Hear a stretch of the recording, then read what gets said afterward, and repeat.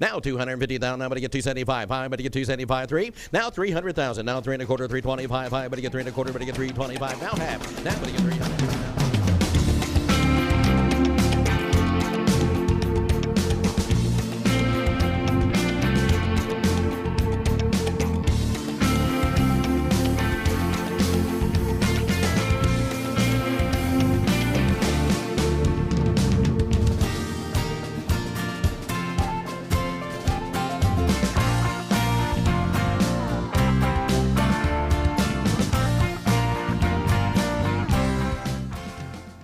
And good morning from Dallas, Texas. It's December the 7th, 2020, and what a year it has been. I can't even believe all the things that have happened this year, and things keep happening.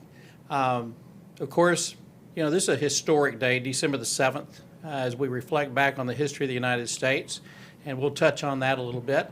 But I want to get right into our guest today, Richard Marquez, who you've seen on this podcast before, as a representative for Texans Can, and Texans Can Cars for Kids actually is my connection, because until COVID hit, of course we were doing the car auction to raise money for education, and the gentleman behind that cause is Richard. And good morning, Richard. Good morning. How are you? I'm good. It's a beautiful day today here in Dallas, and Richard has jumped into an adventure that he's already been involved in. A lot of people don't know about all of his educational background. And just as a reacquaintance for the folks who didn't see the other show, tell us a little bit about your background. Well, my educational background is I started teaching in 1975. That's can't even remember how long. Was that in DISD? Yes, in the Dallas School District at Thomas Edison Middle School. Huh? I was 28 years old. I just graduated from college. I'd gone to school on the GI Bill, and I loved it. Mm-hmm. I loved every minute of it.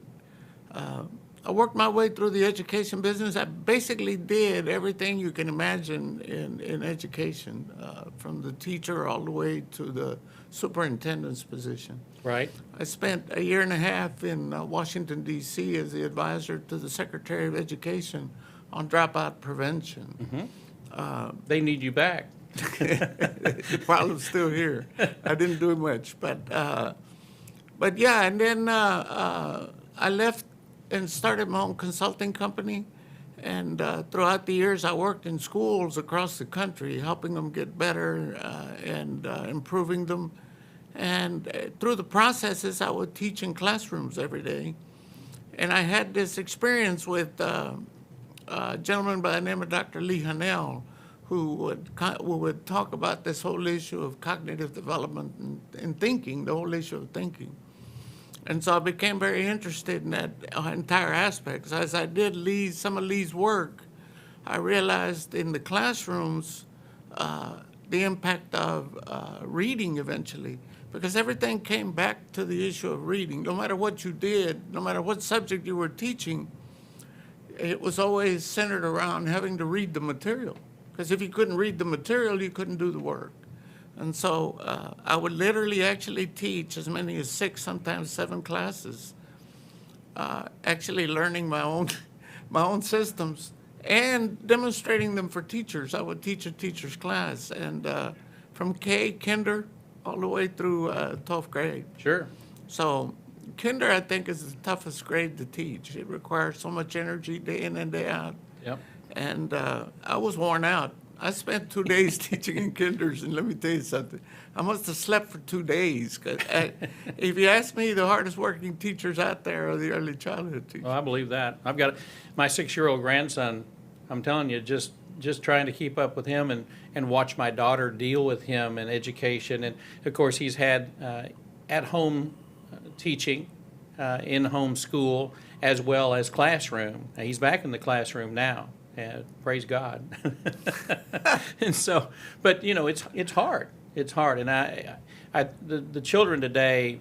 Well, let's be honest about it. So many of them are medicated, and parents aren't parenting. You know, they've been forced. Actually, the pandemic, COVID-19, has forced a lot of parents to reevaluate their parenting? Well, parenting is a cycle, Mike, and you have to look at it. You have to step back and say, how does one learn to be a parent? Well, you learn it from your parents. So if your parents were not appropriate role models, not that they don't want to, my understanding, my philosophy is that parents love their children, and in many instances they're not prepared or know what to really do for them. It's kind of like they say, read to your child, read to your child. That sounds easy, but when you look at the statistics, and the majority of, over 30% of people are poor readers, if anything, well, all of a sudden you've got 30% of children who aren't going to be read to, no matter what, because the parent can't. And that becomes a cycle because that child won't be a reader. And so all of a sudden you hit them, they get in school, they wind up being your failure, so you wind up with 30% of the population consistently underperforming and consistently not being able to participate in the economy. Do we know, and I'm not trying to put you on the spot, but I don't know, where the United States ranks today in reading level, reading ability? Well, across all the developing countries, the statistics aren't really there in terms of where we are. I think the term would be literacy, but everything's so clouded. Statistically, things are so clouded. If you look at statistics and you look at some of the, I think the website was Micro Trends. It says since 2005, the U.S. has a 99% literacy rate. In other words, 99% of Americans can read. We know that's not true. And I know that, but that's a consistent problem because nobody isolates on the darn thing. Now, that's fake news. Yes, yes. And then you look at other statistics that say in the state of Texas, coming out of UTA, in the state of Texas, only 81% of the people in Texas are literate. And even that, you begin to question, what do they mean by literacy? What exactly are you measuring? Yeah. But you're giving away 19% of the population already. Wow. So, and of course, you and I had breakfast a couple of weeks ago, and we talked a lot about this, and we're going to get to your reading program. But I want, I was watching the news. It was just really funny because I watch the news every morning, or what they call news. It's kind of like entertainment news now. Yeah. We don't have news. It's like entertainment news and comment. Yeah. Anyway, I was watching CBS this morning, and at 8:30 they came on with a segment on children and doing at-home learning, and consistent with what you had told me 2 weeks ago, that 42 to 46%, and it's probably higher than this, 42 to 46% of the Houston Independent School District students were getting Fs. They interviewed a mother down, I think, in either Houston or Florida, and she said that her daughter had never gotten a failing grade before, and she got a D, and she was devastated. And it was and then they interviewed a child expert, so right along your lines, where it wasn't just about reading. They were talking about the cognitive part of this, the damage that is being done mentally to these children who are underperforming. And he did use the word suicide rate. And I thought, well, that's pretty, because you and I talked about that. I said they're covering all this information about, education and what's happening to our population and the COVID-19, but no one, I haven't seen once, maybe somebody can correct me if they want to, I've heard no major news outlet talk about the suicide rate in the United States, because I know a lot of people that are suffering through depression. I've even done it myself. I've gone through that. And you and I talked about that, is that we're going through a period of time where we don't know what's going to happen next, which is that's the fear factor. And the fear factor is what a lot of political groups and a lot of countries use in the messaging. So if you're in fear of losing your home, and I'm going to talk about that later because it's a real deal. You can't live in fear. Let's talk about how Marquez Reading came about, because I know being a lifelong educator and in the DISD, and I know DISD very well. 22, almost 23 years. Yep. Well, see, it's funny because it has no correlation, but I probably sold a lot of the equipment that you had at DISD because I had the contract for over 20 years, which is saying something in a system. If you have a contract for 20 years, you're good. You're doing pretty good. Yeah. And of course, and we saw some superintendents come and go. And, you know, it was an interesting time in the 80s and 90s. I'll just say that. So how did you... Let me tell you. Yeah. When I was in Washington, D.C.,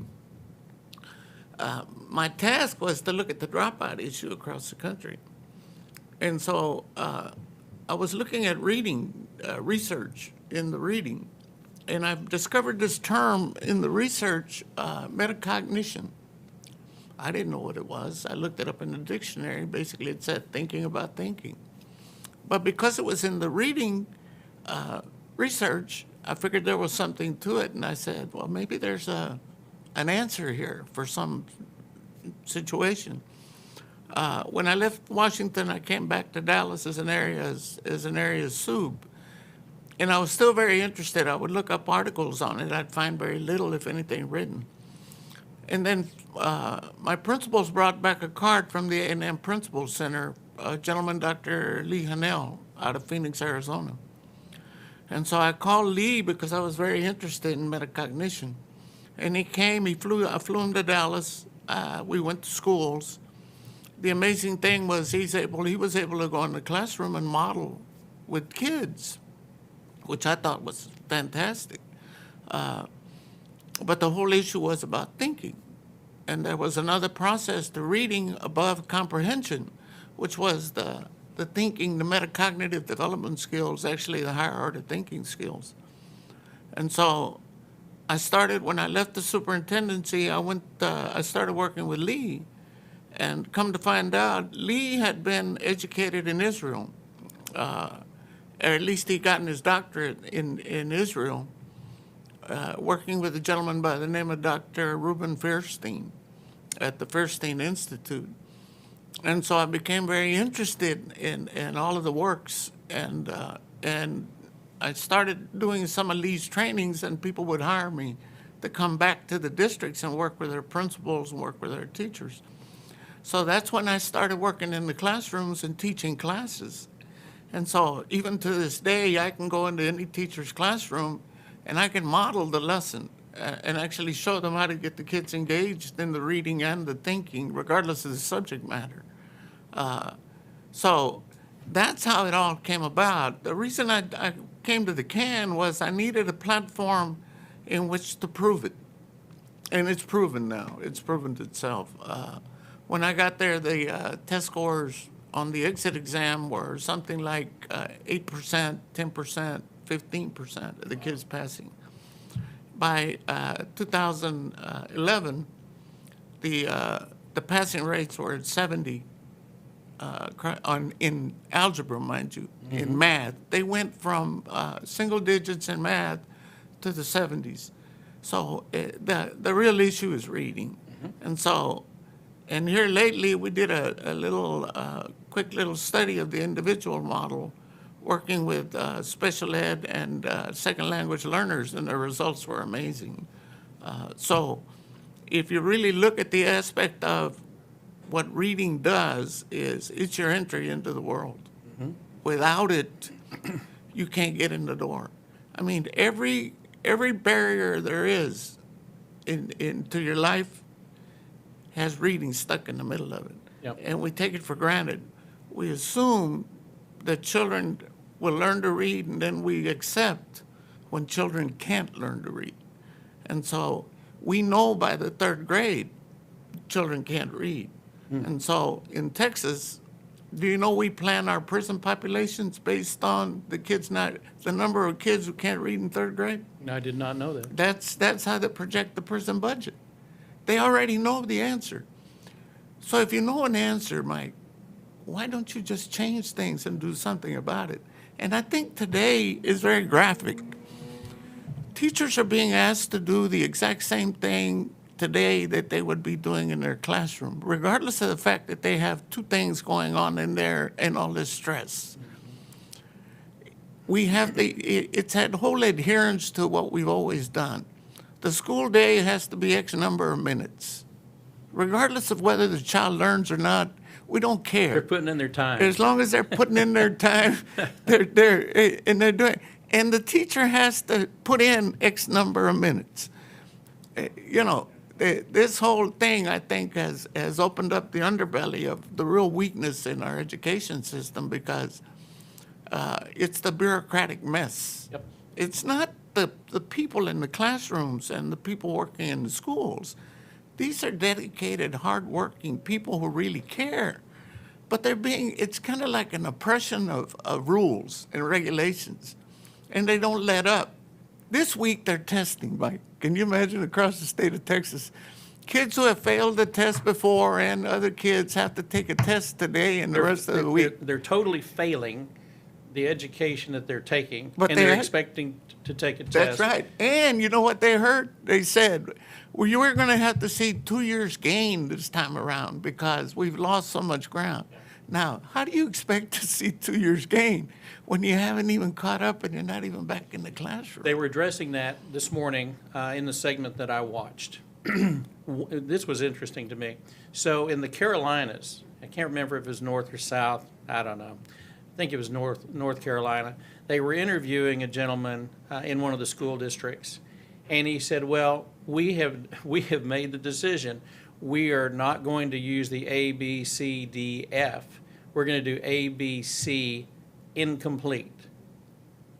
Because, and he, kind of on the lines of what you said, but not exactly, but he said, we are going to have to, because this is being forced on us, we're going to have to really look at our grading systems, what makes sense, what doesn't make sense. He said, we don't want to just flunk everybody and have the kids down in the dumps where they just quit. Yes. They just don't. If you give an A, B student or a C student and you just start giving them Fs, it doesn't take a rocket scientist to figure at a given point, push comes to shove, they're going to say, you know what, I can't do it. Yes.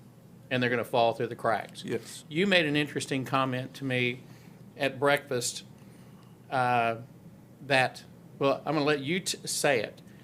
How many kids in our current school systems in Texas, or across the United States for that matter, are engaged in the educational process right now with the in-home? The latest statistics say 20% of the kids never logged on. Never logged on. No, in Dallas alone, the internet access for the majority of the people in the city is somewhere around only 60-something% people have access. So even if you want to, you can't. Even if they handed you the computer, you have no way to turn it on. And it's sporadic at least. Even if you give you a hotspot, you have to go get near something that has a Wi-Fi in order to use the hotspot. So unless every kid is sitting at Starbucks, which doesn't happen to be in their neighborhoods, right? Or if you and so on. So 20% of them aren't even logged on.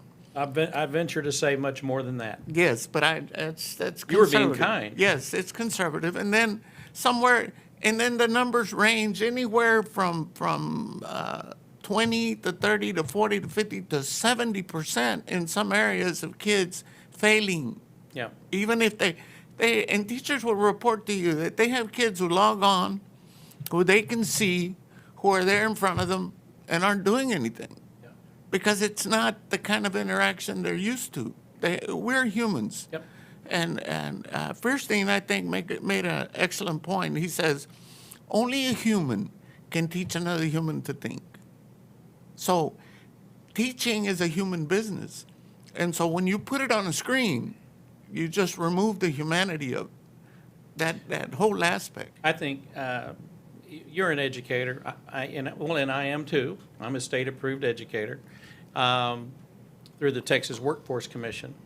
And I actually got my original certification through the Texas Education Agency back in 1992. But I was thinking back of when I was a second grader, first grade, second grade, third grade. Do you remember all your teachers? I remember a few. I don't remember them all. Let me tell you, I remember every single teacher I've Wow. ever had. And I don't know why. I mean, I don't know, except to say this. They had an impact. That's it. They made an impact. I remember, and this is not tooting my horn. I lived on a farm behind the elementary school where we lived in a rural community north of here, about an hour. And I mean, literally, if you left the school and you could walk 200 yards, you're actually crossed the fence onto the farm. And I remember that year vividly. First grade, vividly. Kindergarten, vividly. And I became friends with all of my teachers. That's another thing. That's why. I liked being with the teachers, and I enjoyed it. I wasn't afraid of teachers. I embraced it. I remember standing in Southern California. We had just moved out there, and I was a pretty shy kid in fourth, fifth grade. And I just remember standing at the window. I actually was standing at the window of a school. It was called Era Vista Elementary School in Brea, California. And I remember standing, looking out the window, and there was a globe. For those that, I don't know if all the kids even have seen a globe. I don't even know if they have globes in the classroom anymore, but I just remember turning that globe. And I was talking to my fourth grade teacher. Her name was Mrs. Withy. And Mrs. Withy was a real fragile little woman. And I just remember I said something to her, and she said, "You know what? You could be the president of the United States if you wanted to." She said, "You can do anything you want." And that's the kind of teachers you embrace. That's the humanity. That's the touch. That's that human touch that can't be given by a machine. It can't be transported from a screen. They can't do the kind of thing that humans need. See, humans learn from other humans. That's the issue. I just related that issue to the parenting. You can only learn what the other human has. Yeah. So if you're caught in that environment, you're going to be that environment. And the only way to take you out is to transport you out of that environment. And you know the vehicle that will transport you out of any environment? Reading. Mm-hmm. You don't have to travel to Paris, Mike. You can pick up a book and read and read your way to Paris. Yep. And imagine your way through all those places. And then hopefully someday you can visit and it'll all come back to you because you did it through a book. See, that opens the window to the world, the ability to read. Yet 30% of the people in this country walk around illiterate. So, and how do they participate in the economy, Mike? How do 30% of people participate in the economy? The guy said at the Federal Reserve, he said there are enough jobs in America for every American. They're not skilled enough to take them. Yep. So what do? They go looking for people from external to fill those jobs because the people here can't.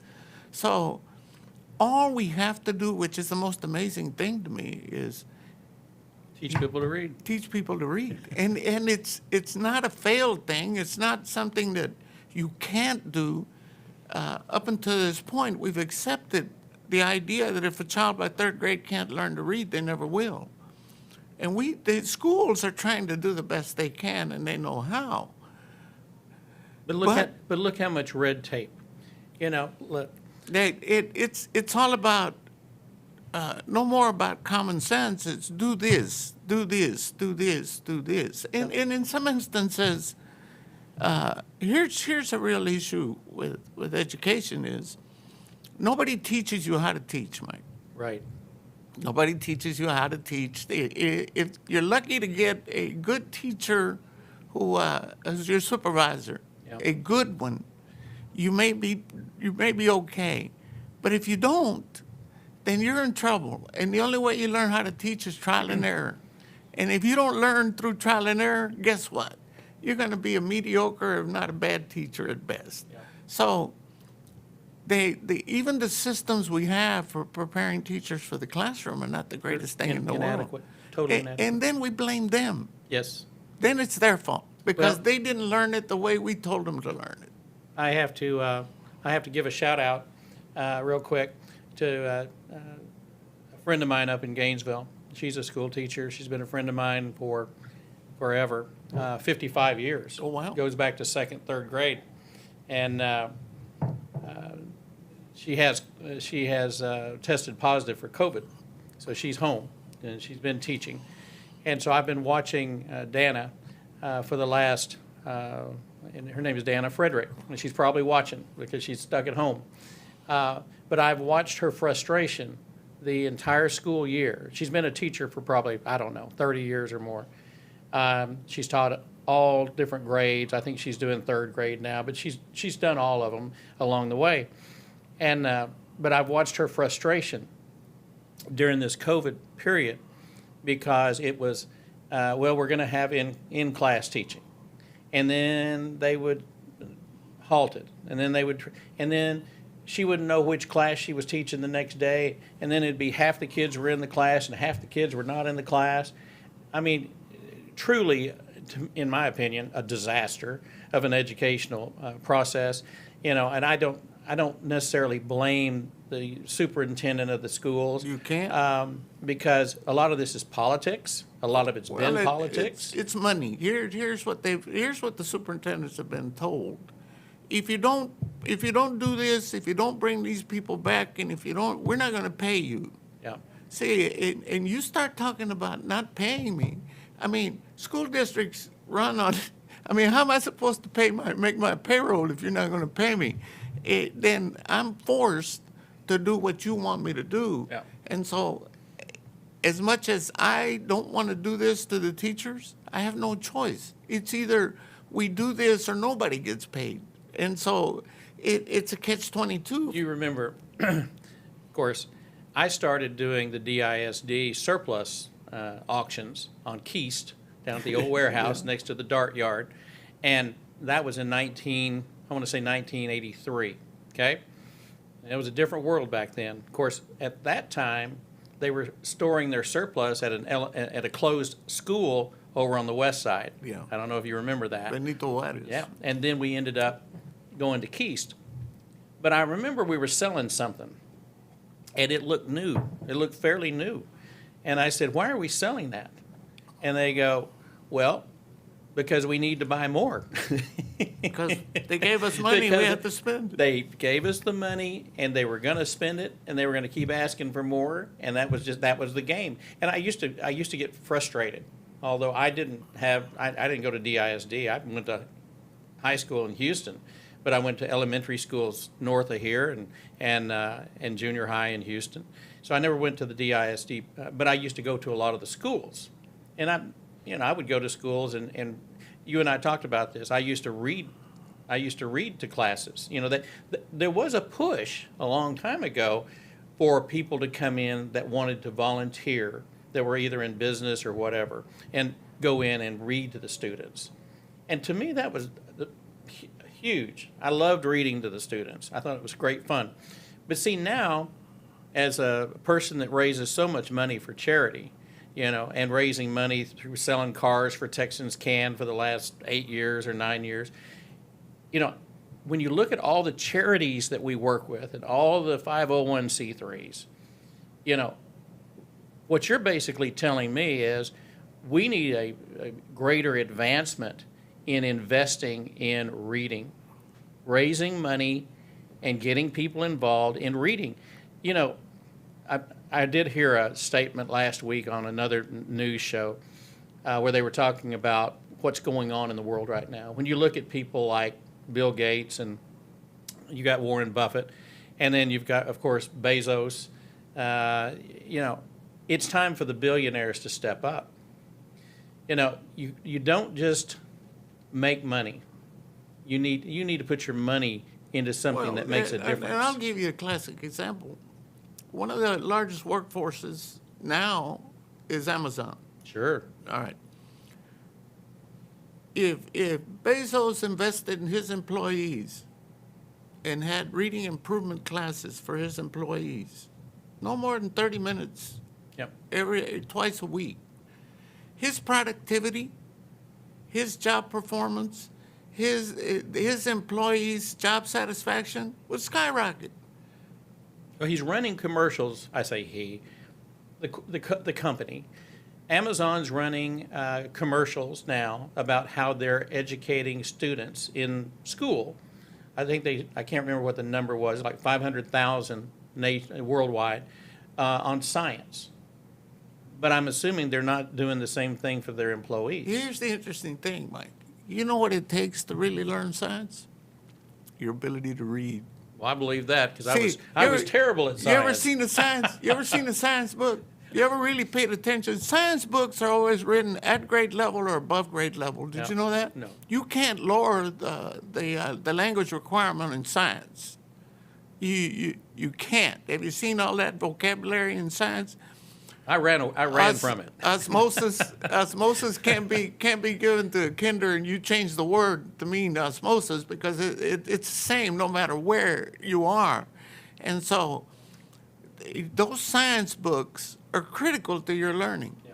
So if you can't read them or you're poor at it, your science scores, no matter how smart you are in terms of science, are definitely going to be minimized. Because you can't prove to me how much science you know because you got to take a test to prove it. Yeah. And that test is really not a science test, it's a reading test. And that's what people fail to understand is that no matter what you're doing, no matter what you're trying to accomplish, you're going to have to at some point pick up the instructions, Yeah. Yeah. the manual, Yeah. the directions. Somewhere in there, when you take the test, you're going to have to read the darn thing to answer the questions. See, you've uncovered a 50-year problem for me. You've hit it right on the nail. I was the worst student when it came to things like algebra and things like science. I wasn't good. I thought it was fascinating. I had it. You remember they used to have those chemistry sets in the metal, the little metal case, and you could open it up and you could mix this and that, and yeah, I did all that, but I had a real hard time. Now, if it's the written word, speaking, delivering, anything the other direction, I was real strong in that area. Why is that just what? And you probably know this, but I mean, some people just are naturally strong in the liberal arts, whether it's singing, memory work like that. Well, interest makes a big difference for people. There is a definite interest, but so if you like it. But here's the other thing, though. Teachers make a huge difference. There are kids who don't say, "I don't like science," and then they wind up in a science teacher's class. And all of a sudden they go, I'm enjoying science. Why is this kid enjoying science? The teacher, yes. I had an algebra teacher once at Sunset High School. And he came to me, he said, "Mr. Marquez, every Wednesday I'm going to make my kids read." And he said, "So I brought you some books." He said, if a kid comes to my class on Wednesday and doesn't bring a book, I want you to give him one and send him back to my class. I said, "Sure." So he took 20% of his teaching periods and had the kids reading. He had the best scores. But do you know the rest of the math department was upset because he was doing something different than they were. But his results definitely pointed to the right direction. Now, did he teach reading? No. Did he make the kids read and then discuss? Yes. See, Mike, the discussion of what you're reading actually is what drives the thinking. But first you have to pick up the information. So you can't talk about something unless you first understand all the information, which is the reason you read. You read to gather data, to gather the information. Then, in order for you to make sense of it, you and I have to discuss it. And if I'm the teacher, I know what questions to ask you in order to clarify for you what you're thinking in your head. So once you and I have that discussion, you'll walk away with a solid understanding of not only your text, but of what it's trying to say to you. In the 8th grade, I had a teacher named Laughlin, and he was a history teacher. And the thing that I liked about his class is he would pass out newspapers, and it was a history class. So every class, we would have to read articles about current history, what was going on. And, I had a flashback. I have a lot of those. But I had a flashback about that class because I remember that was one of the things that he used to do, is stand in front of the class with a newspaper in his hand, and he would talk about current events and what's going on in the world, which made all of us far more alert as to what was going on. Of course, I was a newsie forever. I'm one of the crazy kids that would watch the news in the morning and watch the news at night, and lived around Walter Cronkite and all that. But in reflection, it was the reading and watching. The other thing that I gathered from the news, what I gained from it, was watching somebody read. I found that fascinating. I think that's why I find this easy. Well, if they're reading out loud, it's the dynamic. If they're reading out loud and you're following along, you're hearing those words pronounced for you. It's actually making a difference, because as you visually look at that word, you're hearing the sound. At the same time, you're looking at the word and hearing the sound. That's translating into your neural networks. There's a lady in Tufts University, Dr. Marianne Wolf.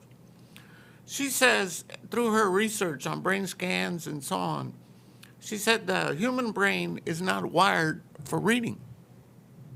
So it's not an automatic. So how do we learn to read? Well, we have to build the neural network for it.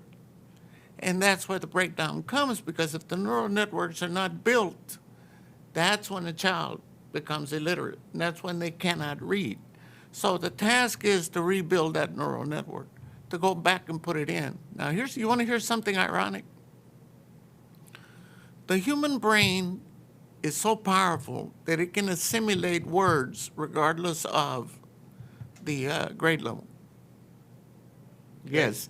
If it interacts with those words consistently over a period of time, they go into the neural network, they go into the schema, and they're held there.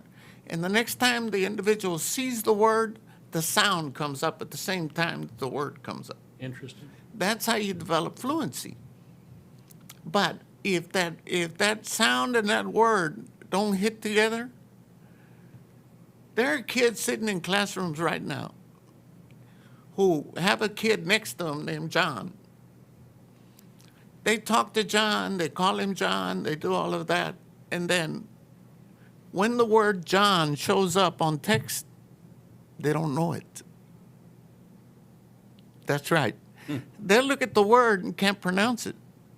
But that kid is sitting right next to them. They never correlated the visual picture of that word with that sound. So children and humans are walking around with a huge vocabulary in their head from their conversations and everything else. But their visual vocabulary is not connected. That's the reading issue. That's the reading disconnect, because the neural networks have not been built. And the research says very simply, there's only one way to connect those and build fluency, and that's to read out loud. Right. But you know what a kid said to me in California once in a classroom? We were reading, and they read. I don't read to them, they read to me. Mm-hmm. And so anyway, and I asked the student, I said, tell me, could you guys learn to do this on your own? And the student said, no, Mr. Marquez, we couldn't do this on our own. And I said, tell me why, explain to me why you couldn't. He said, we wouldn't know how to pronounce these words. So somebody who knows how to read has to pronounce it for you. Now, it's a systematic approach that when the child runs into a word they don't know, you merely pronounce it for them. And in a period of time, a very short period of time, that child will be able to pronounce that word. But not only will they be able to pronounce it, they'll hold it. And that word now becomes part of their actual vocabulary development. Let's a couple of things. I find myself sometimes putting on closed caption. I kind of like it. It's almost like I'm reading the news, even though there's somebody talking to me, but I'll read along with them. Yeah, I noticed when they misspell the words. Oh, it or drives when me they- crazy. Yeah, But that's what I was going to mention to you. I was going to say, we can put a man on the moon. we can do all of these things, but we can't get closed caption correct, and it just kills me that we have not come up with the computerization or the technology that gets it right. Well, even a spell check. You would think there'd be an automated spell check. It just drives me crazy. Now, the other question I've got, we have an epidemic in the United States, which is in every family, cross section of America, every demographic, some greater than others, and that is with drugs and alcohol, and birth defects and things of this nature. Do we know what the percentage of the children born today that have defects that affect their cognitive and also the ability to read or do anything with their brain? The statistics on those are not as huge as you might think. The majority of kids are pretty normal. You have a percentage of students who are dyslexic, Yes. but in Israel, they overcome that How? through cognitive development, through their what Programs. they call their their instrumental enrichment program. They actually overcome dyslexia. They've had huge results with Down syndrome kids and with autism. And we've dealt with some of it at the clinic. We had a clinic. We had until COVID, a clinic where we actually had children with Asperger's and children who are really full-blown autistic. Yep. And over a period of a year to year and a half, the kids with Asperger's, you couldn't tell they had ever had it. And then the others became functioning individuals. I don't know if you're aware, but I up until this year, I have, for many years, probably, I don't know, going on 10 years, have conducted a fundraising auction for Notre Dame School. And for those from Dallas that know Notre Dame School, I toured the school before I ever agreed to do the auction. Just I like to know what I'm getting myself into, and I want to buy in. And so, and for those that don't know, Notre Dame School has been here in Dallas for many, many years. There's a whole story about it. I won't bore you with it, but all of the children there are special needs. Most of them, not all, but most have Downs. Yes. That's the primary student of that school. And I think when you mentioned that, I was thinking, I don't know what they do. I don't know what type of reading programs they have. That's the amazing thing. The amazing thing is the First Thing Institute has been sitting there for over 50 years in Israel. And it's known throughout the world. But in the United States, you won't find it. You'll find pockets of it somewhere where some individuals have found it and brought it and so on and so forth. Because it says things that to some people seem impossible. In other words, it says you can overcome the majority of these issues with time and the appropriate processes. And we're not used to hearing that. Plus, the other thing is it's not medicine induced. Yep. So there are no pharmaceuticals. So all of a sudden, So there's no major pharmaceutical companies wanting to. They're not benefiting, so there's no investment there. It's like ADD. They solved the ADD issue. Do you know that in over a period of 4 to 5 years, they can eliminate ADD just working with a kid 1 hour a week or something, and so all of a sudden you're not taking Ritalin, you're not taking any of the other things because you're ADD. All of a sudden you can control your systems. And if you catch it in early childhood, you can almost eliminate it starting out using the systems coming out of Israel. But there's a thing on innovation that I heard a gentleman by the name of Kim Koo, I think his name was. We wound up in a session. Here's what he said. He said there's an interesting phenomenon in America. It's called NIH. And it's been studied either, I don't know whether it was MIT or Harvard who did the research on it.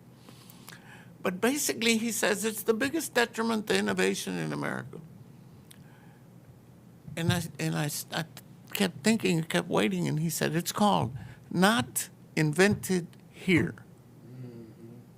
We're so parochial that if it's not invented by me and it's not invented here, then it can't be. Can't be any good. No. Yep. So if it violates my particular belief system, then it cannot work. Can't work. And so instead of saying, what do we have to lose? You know, if 30% of the population is illiterate, what do we have to lose? Right. I mean, you're not going to hurt them. Can you hurt somebody who can't read? What are you going? You're going to devastate them or something? They're already devastated. They know their condition. They know their circumstances. And think about this, Mike. You're 55 years old and your company shuts down. Yep. You can't find another job. You know why? Because you don't have the reading ability to find that job, because that job you just lost happened to be all manual. Yep. The new one requires the ability to read manuals, to take classes, to do all those things. And even though you want to work and you have the will to work, you can't get the job. Yep. And so now have the skill. And so now you're out of work. Now you're on the public dole and you hate it. You hate it because you weren't raised that way. You were raised to work and you'd worked all your life. Now you hate it. Now you're depressed. Yep. What comes next, Mike? The drugs? Yep. The alcohol? Yep.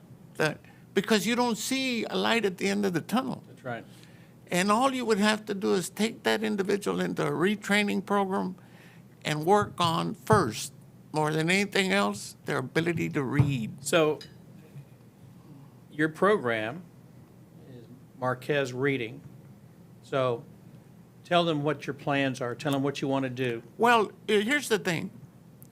It's really called Cognitive Development Through Reading Across the Curriculum. Well, all the people that need it can't read that. I know. So as I was developing it, I would show up on the school campuses, and the kids would say to me, they'd catch me coming into the school, and they'd go, "Mr. Marquez, are you teaching my class today? Can you come teach my class today?" I'd say, "Well, I don't know what the schedule is, but if I wind up," he said, "Yeah, come do Marquez in my class." They called it Marquez. So everywhere I went, the kids called it Marquez because they'd associate it with me. So eventually it got to be known as Marquez Reading. So that's the reason it came about. But in order to make it plausible for the establishment, I had to give it a title that was more in line with what it does. And it really is developing the thinking processes while building your reading capacity. And so it teaches the non-reader how to read, teaches the poor reader how to comprehend, and it teaches the good reader how to think their way through their reading. So it affects all of them, and it affects them in different ways. So it has a classroom model, which interestingly enough, I built it so that it's very transportable. It's very simple to put into schools. It's not a burden to any school. There's no curriculum required. You can use the one you have. You don't have to buy a new one. The materials are your materials, so there are no materials to buy. Basically, it's the training and the coaching that really is your cause, your training and your coaching. And then you can put it or you can nest it in an area in your school where the kids get impact and it doesn't interfere with your operations of anything else that you do on a daily basis. the results we had with the special ed students and the ELL, the English language learners, those results were gained by no more than 10 minutes of individual work with students a day. 10 minutes out of the entire day, Mike. The kid would come, the teacher would sit, do the intervention with the student, and in a matter of less than 3 months, those kids' scores on that end of course exam shot through the roof. Why? Because we addressed the single most difficult issue for that child. They're in special ed. One of the things they can't do is read. Yep. Their ELLs are coming to this country from all over the world, by the way. It's not just Spanish. Sure. They can't assimilate unless they learn to read. Yep. And so that's the real essence of why reading is so critical. But the dynamic of it doesn't take that much time, I think, was a scary thing to me. When I realized the movement of a human being who already has background and schema is not as difficult as you might think in order to engage them in this process. The other thing I've learned is that once they achieve a level of success, they feel it, they taste it, Yep. they want it. Yep. Say, if I've never been successful at school, and all of a sudden you sit me down and I'm able to read 2 sentences for the first time in my life, I am a different human being. Yep. Just on that particular 10 minutes, you just turned me into a very different person, because all of a sudden I can do something I never thought I could do. Yep. Your self-esteem is altered. A couple of years ago, there was a young man named Robert who, one of the advisors, one of the counselors came up and said, I have this kid that can't read a word. He's 15 years of age, and he can't read a word. I said, bring him up. So he brought him up, and I sat down with him, and I taught him how to read 2 sentences. And I handed the page to him, and I said, go home, practice these 2 sentences. I want you to be able to read them perfectly tomorrow when you show up. So he came by, he read those 2 sentences perfectly for me. I said, how do you feel now? You should have seen the smile on that kid's face. Yep. He was still there 2 years later. And he was a transformed kid. He was dressed, his hair was cut and combed, and he was standing there with this big old smile on his face. All of a sudden, the world opened up. It's almost like without the reading, that they already are in prison. They're trapped. You're exactly right. They are trapped inside their heads completely. I totally get that. And so, and look at the prison populations. They meet that standard of 3rd grade non-readers. Well, and then when they get in there, a lot of times they actually have the opportunity to learn to read because they do have some classes. It's a very interesting situation. Tell the folks, if they're interested in your reading program, where do they go? Well, it's a reading process. I don't call it a program because I don't deal with it like a program. It's really a pedagogy. It's an approach, and it's a process that once teachers grab onto it, it becomes a very dynamic thing that they learn to do. So they can go to the website, the www.marquezreading.com, and they can find the information there, and then they can just contact me and begin to work. And we'll sit down, we'll make a proposal, and we'll figure out where best. Here's the other thing. The delivery of it can be highly customized. Mm-hmm. So we can actually sit down and customize it exactly to what it is you're trying to do. And that's it. It's very critical because schools spend a lot of time and effort and money in the programs. Sure. And the last thing you want to do is go in and say, don't do this program, do this one. Yeah. Because they've invested so much because they believe in it, and you don't want to go in and say, no, don't do your... We have another program Yeah, for throw you. that one out, do this one. That doesn't make sense in the education business. This one is a value added. Okay. it's an add-on, and it's relatively inexpensive, and it has great impact and great effect. If someone wanted to call you directly and just wanted to forego going to the website, and they just wanted to call you, you want to give them your number where they can contact you? It's on the website, but it's 214-789-3645.